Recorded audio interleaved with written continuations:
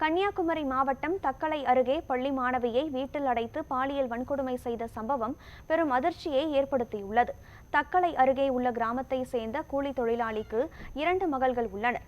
இரண்டாவது மகள் மணலிகரை பகுதியில் உள்ள அரசு உதவி பெறும் பள்ளியில் 12ஆம் வகுப்பு படித்து வருகிறார். கைப்பந்து விளையாட்டிற்கு திருச்சி சென்றுவிட்டு திரும்பிய போது தக்கலை பகுதியில் தந்தைக்காக காத்து கொண்டிருந்தார். அப்போது அப்பகுதியை சேர்ந்த ஃபைசல் கான் என்பவர் மாணவியிடம் பேச்சு கொடுத்துள்ளார். அப்போது தனக்கு சிறுநீரகம் கழிப்பதற்கு இடவசதி ஏற்படுத்தி தருமாறு ஃபைசல் கானிடம் மாணவி கேட்டுள்ளார். இந்நிலையில் ஃபைசல் கான் மாணவியை தனது வீட்டிற்கு அழைத்து சென்று நண்பர்களுடன் கூட்டு பாலியல் வன்கொடுமை செய்ததாக கூறப்படுகிறது.